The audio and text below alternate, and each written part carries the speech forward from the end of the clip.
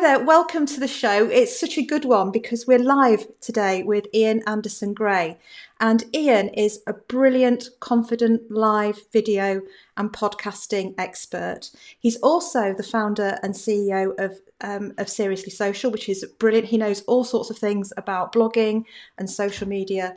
And we're going to talk about how to be really confident in front of the camera and confident live. And he's going to give us loads of tips on things we can do, and also some tips with the tech, and it's going to be a great conversation. So Ian's going to join me very shortly.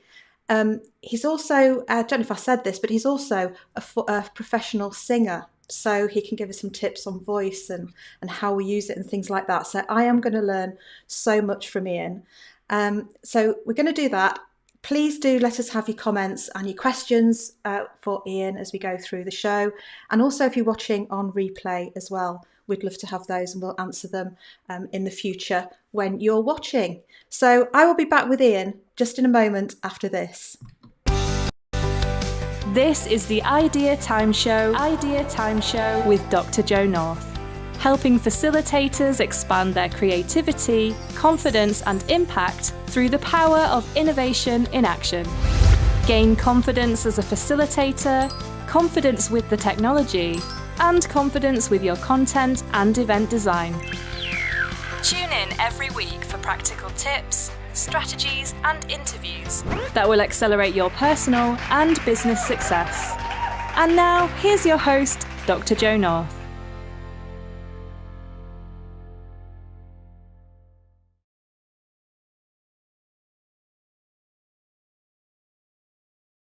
With you in a second. There we go.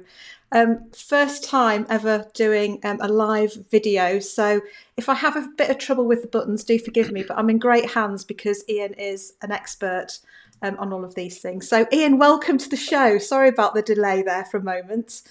No worries. Great to be right. here. Yeah, you've got to do these things and learn, haven't you? And I've learned loads from you since we've been working together and doing all sorts of projects and things together. So please tell everybody all about you, what you do, and why is it that you go live? Well, yeah. So I help entrepreneurs, business owners, corporates to not just go live, but it's getting confidence in front of the camera, confidence with the technology and confidence with the content and marketing, what you say. And my background, I did train as a professional classical singer, and I use that side of me, but also my love of technology and my background in marketing to come together to help business owners with that. Was there any other questions? I think that was, have I answered everything? Oh, why go live? That was the other question. Well, in many ways, I could have been called the reluctant live video guy, because I remember the first time I went live, I was really nervous. I only went live because I'd written this article about live video and how to go live to Facebook Live, and it was going really, really well. It was went viral basically, but I felt such a hypocrite because I was talking about it, but I wasn't actually going live. So I had to, what's the phrase? I had to basically do it. And since then, I've realized that live video is perfect. It's the perfect antidote to recovering perfectionists like me, because I might have to edit and stop and start my pre-recorded videos, but when it comes to live, you can't do that, can you? You're live and you just have to get on with it. So that's one of the reasons I can be consistent with my content, and also it allows me just to be me and be authentic, because it's very difficult to be inauthentic and live at the same time. It is, and they're the reasons I enjoy going live. So I really enjoy the interaction and the comments and the questions and things, you know. But I, like you, it can be so time consuming to think you've got to create the perfect video or the perfect piece of content. And I think that's less and less important. People want to see, you know, it needs to be competent and, you know, good and interesting, lots of great content and all of those things. But I think people want to see us for who we are. And that's so important. It's so time effective, isn't it? And I think as well, people have been a bit, you know, iffy sometimes about getting in front of the camera, haven't they? I think it's improved actually since we've all been doing Teams and doing remote working and Zoom and all of those tools. But what is it about being in front of a camera that can make people freeze a bit or feel uncomfortable? Yeah. Well, I think the pandemic kind of got us all to, whether we like it or not, get in front of the camera. And I get it. It feels. I think so. I think we're all different. So, like, my reasons for struggling in front of the camera may be different to yours, but some of it comes down to we're worried about people judging us, people not liking the way we look, the way we sound. We often, this is particularly the case with Zoom. It's not with Zoom, sorry, with live video. We can't always see people's expressions, so that makes it almost even worse. Whereas if you're in person, you can see each other's expressions. Yeah, I And think, yeah. the camera is just this energy sucking device that just makes us feel very strange. We feel like we're having to perform. We feel like we can't just be ourselves as well, that we're having to put on a performance. And I don't know whether you ever felt like this, Joe. I certainly do. Even today, at the end of a live, and I press end broadcast and I switch the camera off, I do a bit of a sigh. I go, because Yeah. it's, even today, it still feels like I'm expending a lot of energy. So I think those are some of the reasons why people struggle with it. Yeah, I think you're right. And I can remember the first time I went live ever, and it was, a few years ago, and it was only to Instagram, and I had a handful of followers, and I thought, right, I'm going to go live, and I went live on Instagram. And somebody, it was Nigel actually from York. Thank you, Nigel, for being my. So it's someone who knew me, and I saw Nigel was watching, and I was on and off like a shot, just very quickly wrapped up and got Yeah. off as soon as I could. But it's one of those things, isn't it, that we need to practice. And I think you're right. And, in so many Teams calls, Zoom calls, where people are actually watching as well or participating with cameras off. So sometimes I'll work with really large groups and not everybody's got the camera on. So even Mm. though they're there and you know that they're there, sometimes you can't see them. And Yeah. that doesn't bother me so much. And I've got ways of making sure people are engaged. But it can be a bit off-putting, can't it, when you can't see people? But it's a really important executive leadership business skill, isn't it, to do well on camera? It is, because we can't get away from that these days. We might be meeting back in person now, but the world has changed. We are having to do a lot more hybrid events, and we're not necessarily flying off to other parts of the world for meetings so much. We're doing things remotely, so you have to be able to get in front of the camera. And if you can do a good job, you might be quite a shy person, you might be an introverted person, you might be quite nervous about these things. But if you can get in front of the camera, it allows you to create that real human connection, and that's a huge plus. And I think if you're not able to do that, then it's something that I think everyone can work on and everyone can improve, and it's going to be really beneficial to you. Yeah, and you get great feedback as well because you can watch yourself back. What I'd like to do is watch myself back, not because I enjoy it, because I really, really don't. But I leave a bit of time. So when I've forgotten about what I said and what I thought I said and all of those things, and then come back and look at it quite dispassionately with a fresh pair of eyes and try and give myself a Mm. couple of notes of things to do differently next time. So far from perfect, lots to learn, but just try and keep improving, really. But what tips have you got to help people with that? I know you've got lots of things and advice that you can give to. Yeah, yeah. There's loads. I mean, that thing that you're doing, watching yourself back, is probably one of the most difficult things that people can do. And I think it's great that you do it, Joe. I think I like what you said. Give it some time. Maybe give it a few days. Don't watch it straight away. But the other thing that you need to do, and I'm going to be totally honest here and transparent, this is something that I used to really struggle with, and I'm a lot better now, but it's still, if I'm not careful, I struggle with this. And it's we can be really hard on ourselves because we look at ourselves, we hear all the nuances, all the little bits about ourselves, and often we can just we can get squeamish with that. We don't like it. Somebody said to me that it's those bits, those little idiosyncrasies, those little bits that you don't like about yourself that actually other people do. It's those bits that make you different. So I've tried to embrace those. So I recommend watch it back with somebody else who's going to help you to be kind to yourself. Because if you were your camera confidence consultant, so you could hire somebody like me to be your camera consultant, but if you are hiring yourself and then you end up slagging yourself off and saying that was awful, you just look like an idiot, what would you do to that consultant? You'd sack them, wouldn't you? Yeah. So don't do that to yourself. Don't do that to yourself. So there's a few things that you can do to make it easier for you. First thing is, I really like the idea of using Instagram stories, because the great thing about Instagram stories are they only last for 24 hours. You can edit them, but just start to kind of maybe talk about what you're doing in your business throughout the day, and share them on Instagram stories. The reason that I recommend that is, first of all, they're only 50. Well, it's probably longer than 15 seconds now, but just keep them to 15 seconds, and then they're going to disappear after 24 hours. So it's just a great way of playing around and testing. And then do what we're doing today. Just go on a Zoom with a friend of yours and have a chat. That's what we're doing today. Yes, this is live. This is a professional show, but the way I think about this is Joe and I having a little chat. And I think if I was to say to myself, this is an incredibly important show that's going out to the whole world, everyone in the whole world is going to be here, then I'm going to start to get really scared. But just see it as a chat.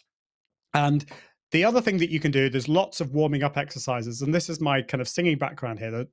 The first thing I would recommend is I like to stand for these, because that gives me a little bit more energy. But if you're going to sit down, just make sure that your posture is really good, that you've got a straight back, and that you're really breathing into your sides, into your lungs, using a diaphragmatic breathing. I'm going to get all technical now, but that's I think really important, because if you start to do that, that's going to help you. That will make you less nervous and help you with your breathing. And then the final thing, and this is, in a way, actually, I think this is probably the most important, and that is to get out of your own head, because this is not actually about you. This show is not about me. It's not about you, Joe. It's about the people watching. And we are here to give you, the watcher, you, the listener, value. And so often we're just obsessed by ourselves. And it's not that we're psychopaths or narcissists. It's because we're just nervous. We're wanting to do our best. But think about the audience. They don't really care if your hair isn't quite working, or maybe you pressed the wrong button on your Stream Deck, or I don't know, they don't really care. As long as you are sharing your knowledge, you're being real, you're being entertaining, that's what matters. So get out of your own head, focus on the most important person in the room, which is your audience. Yeah, I couldn't agree more. And I think it's the self-consciousness, isn't it? And by doing things more, you feel it less.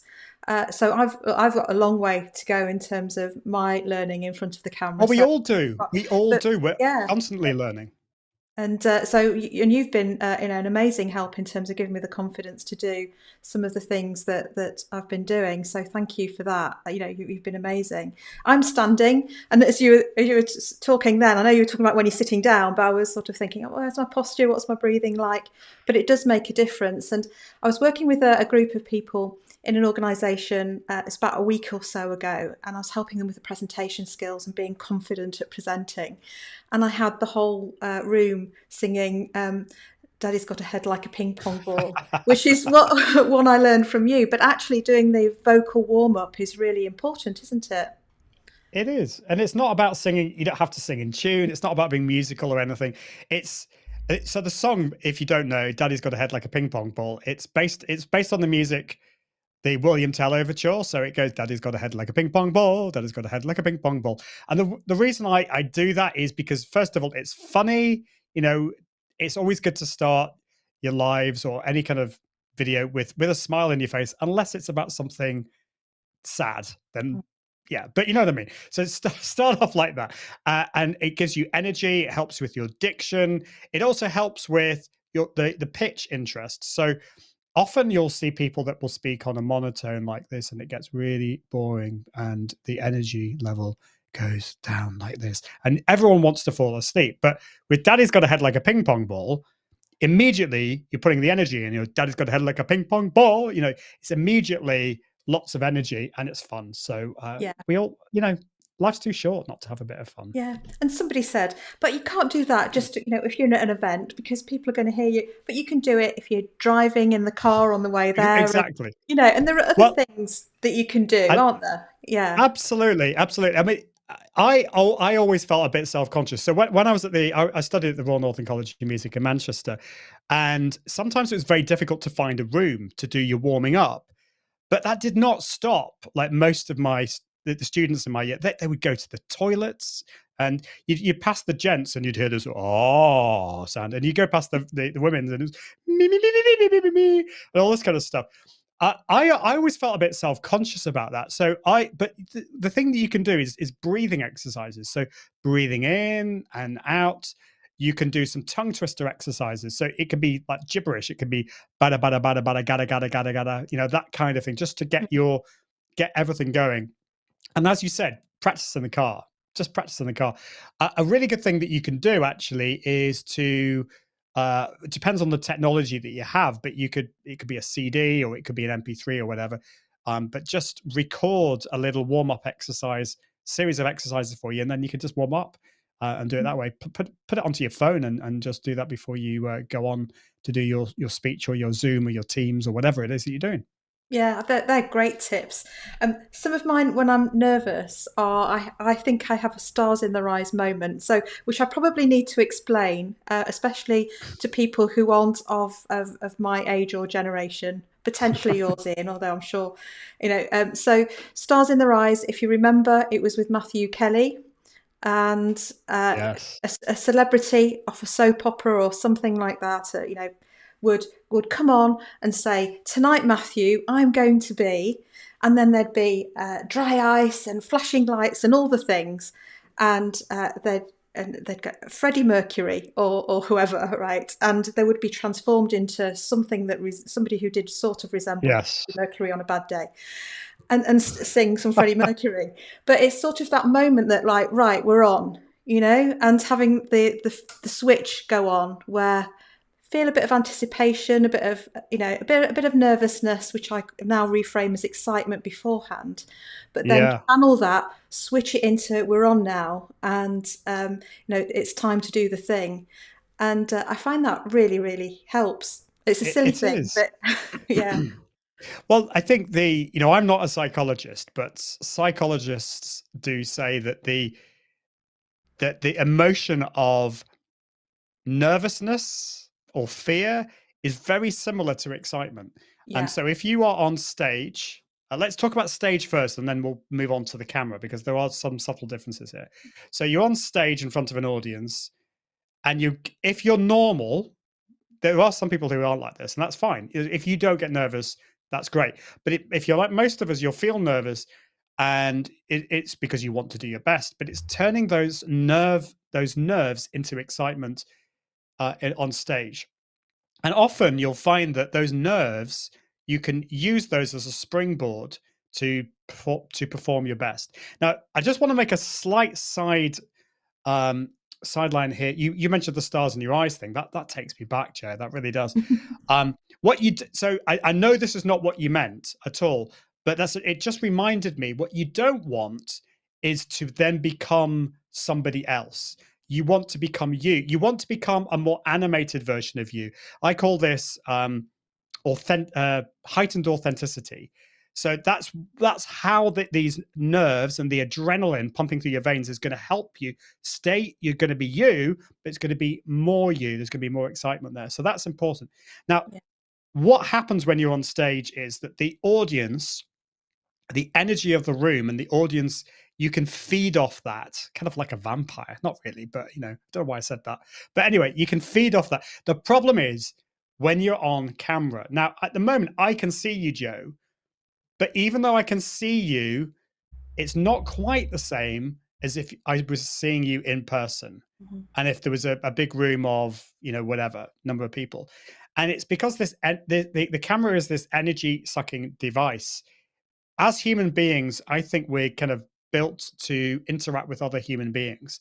And although I love video, I love live video, it's not the same. And so we have to take that into account and actually put even more energy into us in front of the camera. We're still being ourselves, but you have to not just double it, you have to like 5x it, 10x it. Yeah. Because what you think is loads more energy probably isn't that much. And again, this goes back to what you said before about watching yourself back, because you might think, oh, I put so much energy into it. And then you watch it back and you were like just maybe a little bit more, but not much. Yeah. So yeah, Yeah. bear that in mind. Yeah, I feel that sometimes with pace. I think I feel like I'm going in a really pacey sort of, Yeah. progressive, and then when I watch it back, it wasn't pacey at all sometimes. So getting Yeah. that feedback is really good.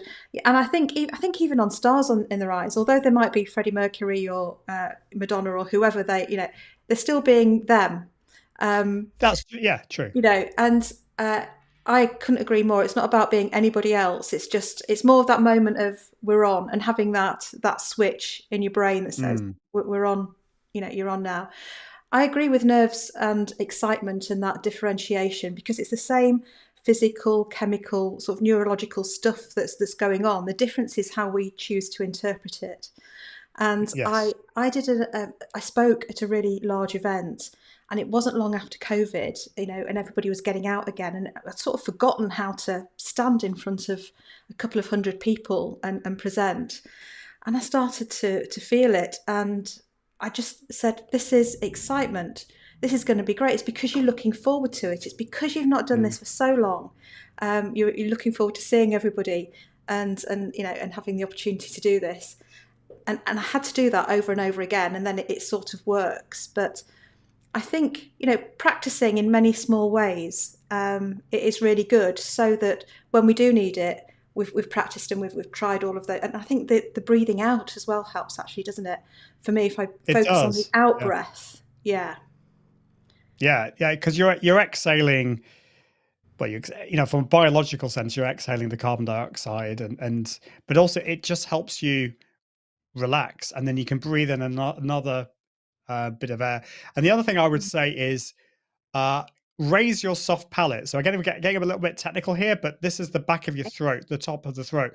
And quite often, if we're a little bit tense, we'll constrict our airways. And you'll know this if you breathe like this, like that, if you can hear that. But what you should do, if you're shocked or amazed at something, you'll probably go like this.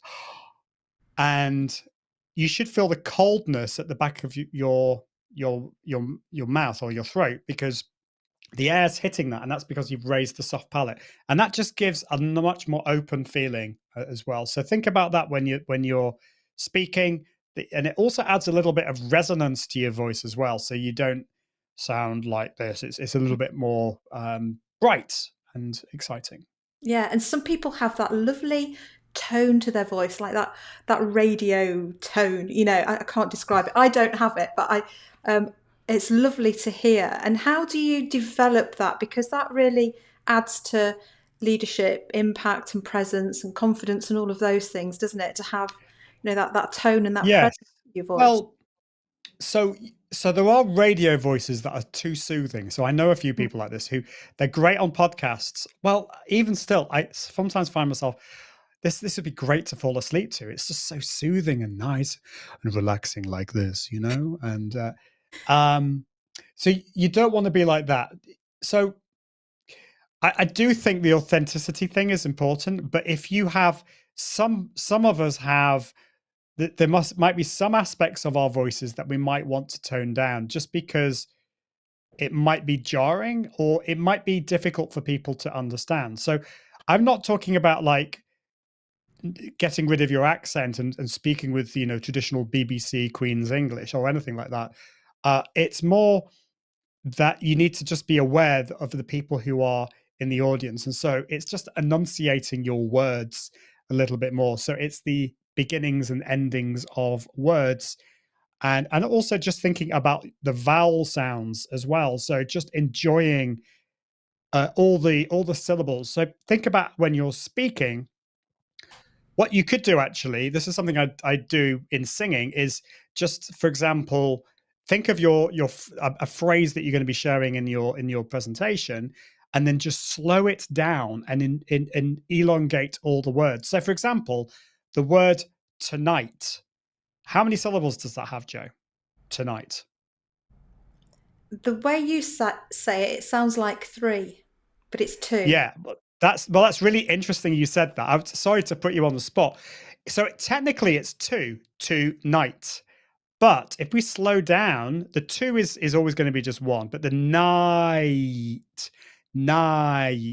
it's what we call a diphthong. The vowel changes. It's ait, tonight. Mm-hmm. And so it's just being aware of the sound. You don't have to get too technical here, but just slow it down and just enjoy the sound, and then start to speed it up as well. And that's going to really help with your diction and energy as well. It reminds me now, this is another blast from the past. Sorry, everybody. We're going back to the 80s. That's great. I love this. I'm having an 80s retro evening.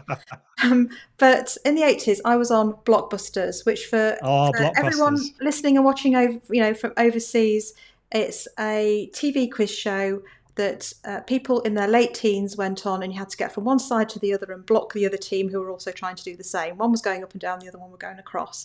And the host of Blockbusters, who was Bob Holness, who in the UK, a lot of people will know that name, he did his warm-up before we were recording, and he was doing all these vocal exercises, and then he could speak really quickly to camera. And I think actually that pace and that fast speaking is important. The number of people I know who say, I speed up a podcast, I watch it on 1.25 speed. I signed up for an online course, something on Udemy the other day. And in the very first video that the presenter gave, he said, look, here's a productivity tip for you. You can watch this, speed it up. Here's the button to watch it even faster if you can take the information in. So we do need a bit of pace, don't we? But we need clarity with that pace, and we need all the intonation and interest and everything else. We absolutely do. And that's so funny. So you were on Blockbusters? I was, yeah. Joe? Yeah. So we've got another thing in common, Joe, because we both met Bob Holness. Because I met him. So I was playing the cello. I was doing a cello solo with the Oldham Youth Orchestra in London, and for some reason Bob Holness was there with Radio 2, and he came up and interviewed me for it. I don't think it ever went out on the radio, but I was so like starstruck that I didn't know what to say. And he said, and the first question was, "What did he have for breakfast?" Which I since found out is they're just testing the microphone. And I just went, a sausage. and it went downhill from then on. Anyway, sorry, just a side thing there, but that was quite funny. I love that story about, doing those exercises. I think, most professionals do it. And so it's something I think we should all do. And the other thing I want to say is it does get easier. Am I still nervous? Was I a little bit nervous before I came on today? Yes. Am I as nervous as I was 6 years ago on my first live? No, nowhere near. I'm a lot more, I know what to expect. And if things go wrong, I'm not as worried, because I've realized that what's the worst that's going to happen? It doesn't matter. Things go wrong all the time. So just keep doing it. Yeah, and that's really reassuring, actually, and it is very authentic to watch. You're being yourself. You're being yourself with your guests. They're being themselves, and so yeah. For people watching and listening, do check out the Confident Live show on. You go live on YouTube and lots of different channels as well, and LinkedIn. Also Facebook, I think, if I'm right. Yeah. Ian, is that right? Yeah. Yeah. And the podcast as well. So both the live show and the podcast are really, really good. You get so many tips, and also some tips about the tech. So for people who are leaders of businesses, they're having to do business on Zoom and Teams, and maybe do a short sales presentation or brief the team on something, talk to clients, those sorts of things. What sort of tips around tech can you give that would just, there's some small investments, but would just level up people's performance and what they're doing and what they're offering? Yeah, so you don't have to spend, huge amounts of money here. I mean, you can do if you want, but I'm a big believer in bootstrapping your studio. And that's the first thing. I said studio, so that might seem a little bit grand, but your studio might just be like a microphone that and a camera, just simple microphone and camera. That's your studio. The first thing I would say is remove any resistance to creating professional looking content. And so what did I do in order to get ready for this show today? I literally just pressed a button, my camera, my lights, everything is ready to go. And so I don't have to worry about setting up my microphone and setting up my lights.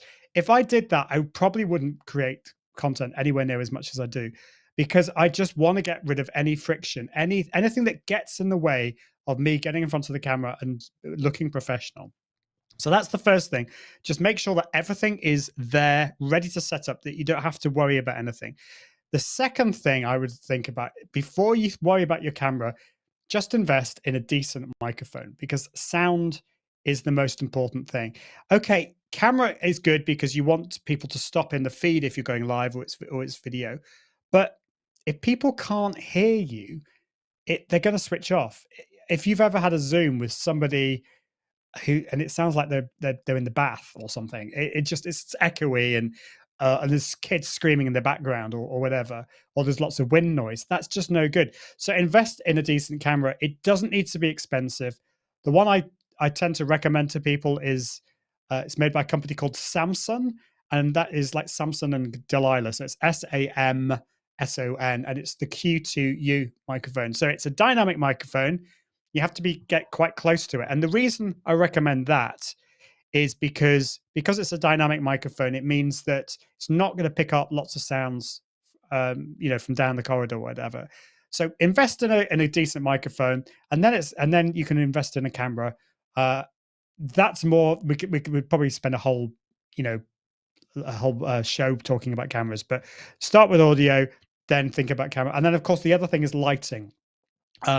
You could do it in front of the window if it's during the day, but those of us living in the grim north of the UK, we're not able to do that too much of the year, are we? So maybe Yeah. invest in some lights too. Yeah, and it doesn't have to be expensive. You've got a great gear guide actually on your website, haven't you? So we'll put the links to all of this in the show notes as well, so people can have a look at that. And what I love about that is there are different budget options and different levels of technical know-how needed. So there are literally things, if you're like me, that you can take out of a box and plug in and they work.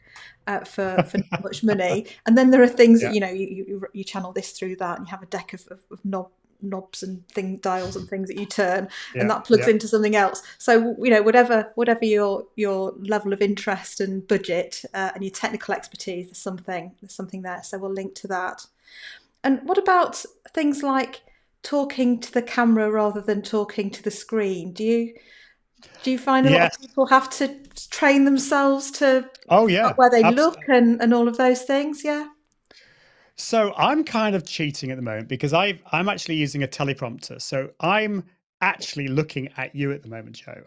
So it's really easy for me, but that's more complicated setup. When I first started, I used, in fact, it was one of these Logitech C920 webcams. And this was above the screen, which meant that if I was looking at you, Joe, now, it would be like I'm looking at you. This would be me looking at you. This would be the equivalent. And it just looks really weird. It looks like I'm not engaged in the conversation because we want to see the whites of people's eyes.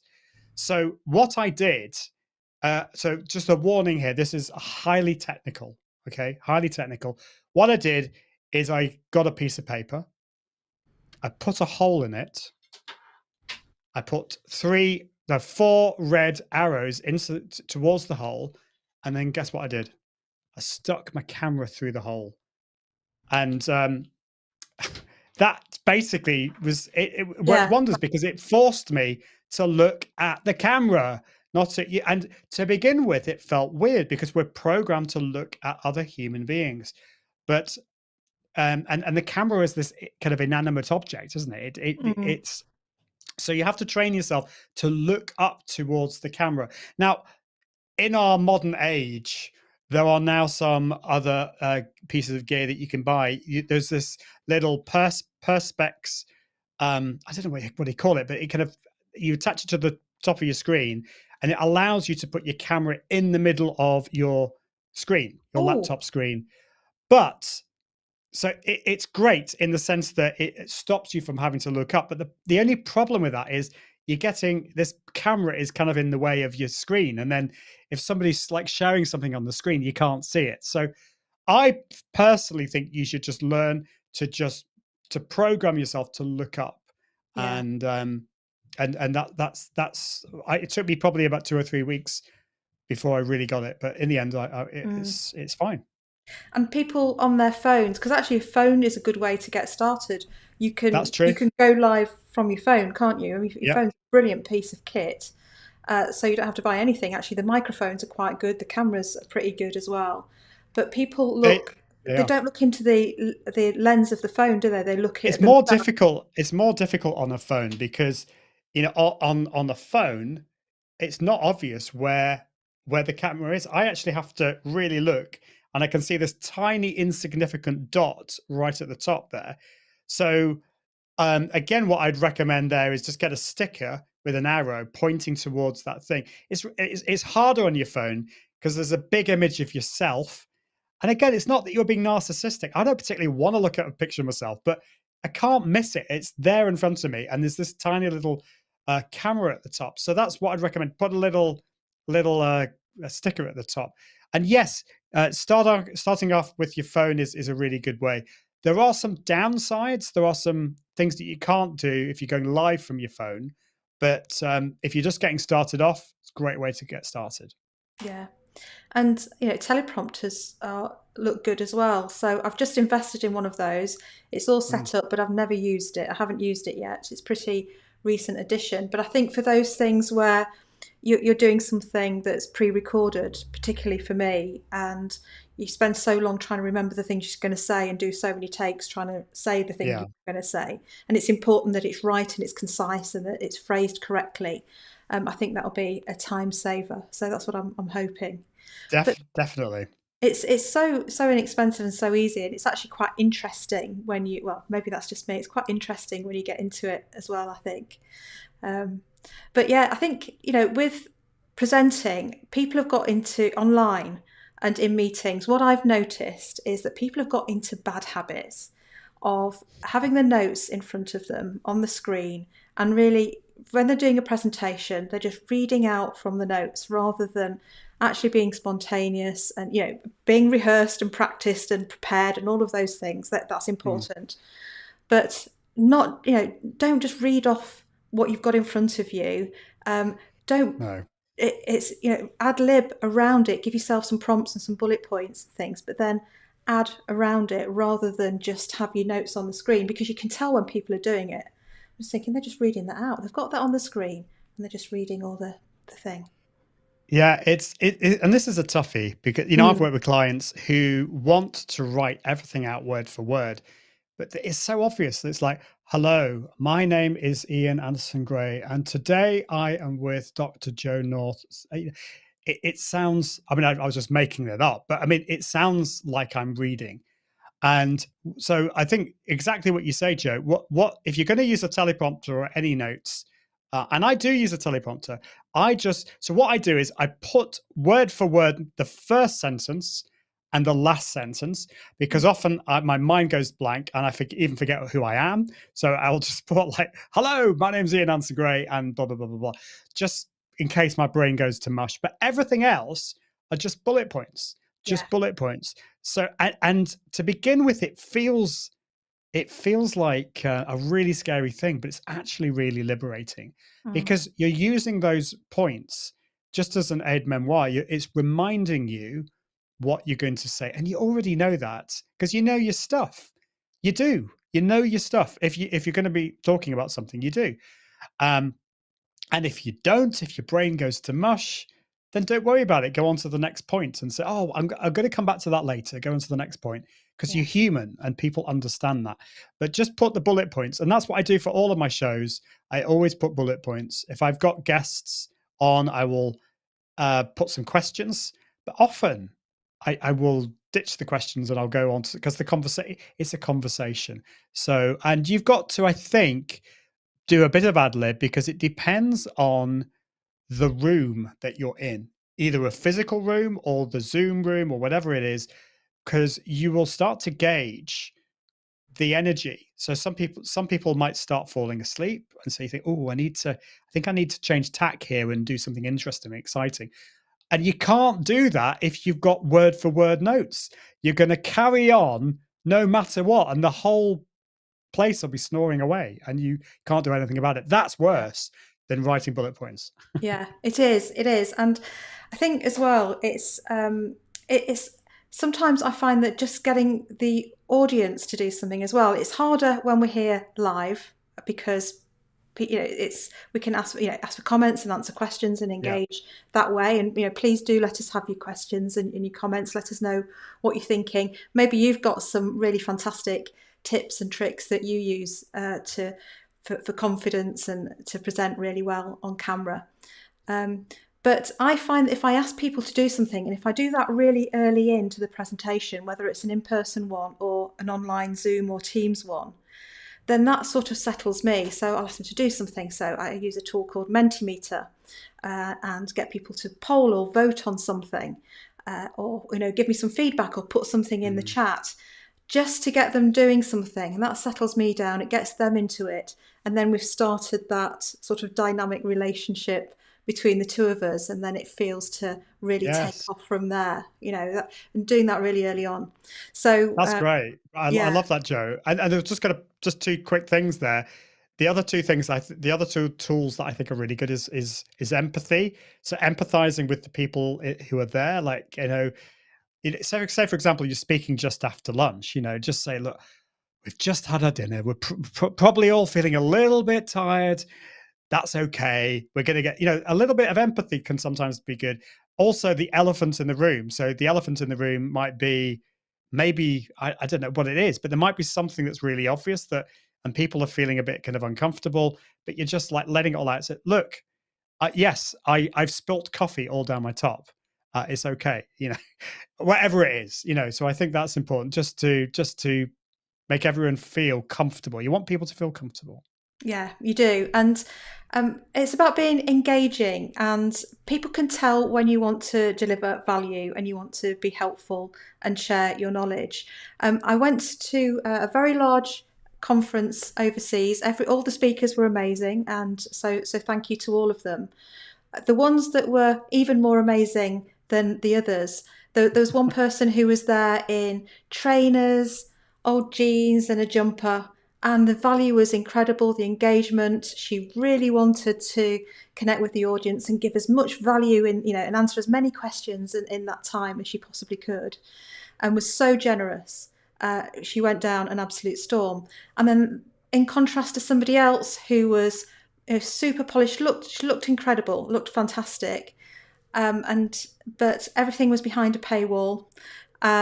Yes, you can find out more about this if you sign up for that, and if you sign up for this, and here's a QR code for to pay so much money to get all of this information or whatever, and that didn't go down so well at all. So it's not about what you look like or how polished you are. It's really about the value that you want to bring and the difference that you want to make, and do you really want to help the people and share and communicate with them. And that's the most important thing, isn't it? It's the Maya Angelou thing of something like, I think the words won't be quite correct, but people will forget what you said and did, but they never forget how you made them feel. It's very counterintuitive, isn't it? Because you kind of think, like, if we're all a little bit selfish. If we're really honest, we want people to buy our stuff. But is the best way to go on stage and say, I'm only going to give you my stuff if you first sign up to and pay me lots of money? I mean, okay, fair enough. But if you're going to, we need to kind of gain people's trust. And I don't know whether we're talking about the same conference in the US, but the conference that I've been to, there's it's very much taught that speakers should be like servants. We're here to serve, and it's building trust. And I really felt that when I was there, when I was speaking there, that there was no them and us. The speakers were part of the crowd, and I just loved those questions, and I loved the ability to serve the people who were coming, and that builds trust. And over time, I think that's the best way to grow a business, is through that, because then those people who see you and see the authentic you, and see all the stuff that you are giving, the value, what are they going to do about that? They're not just going to sign up. They're going to tell their friends about it. Oh, do you know, have you heard of Jo North? She's amazing. She's such an authentic person. She's so generous. You need to go and sign up for her stuff because she's amazing. You're going to start to build a fan base of people who just love you because you were so kind to them. So I'm a big believer in that. Yeah, it's about, and it makes you feel really good if you've genuinely helped somebody out a bit today. And that could just be that they're feeling a bit better about going to a meeting or the facilitation or whatever. Yeah. Or for you, they're starting to go live and they're building the confidence and they're doing some cracking stuff.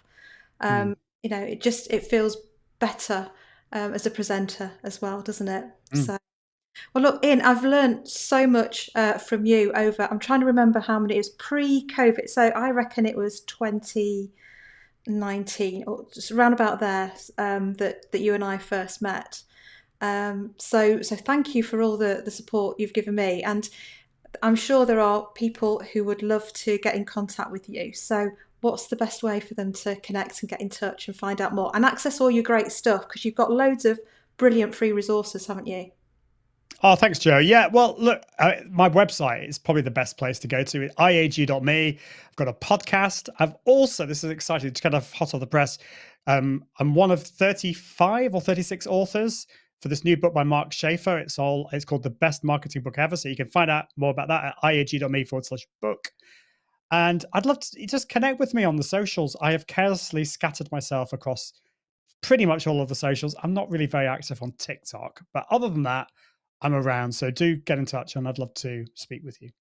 Thank you. We've got a thank you here actually from if I can put it on the screen. We've got a comment from Andy McDowell. So thank you very much, Andy. I'm glad you found it interesting and useful and helpful. So thank you.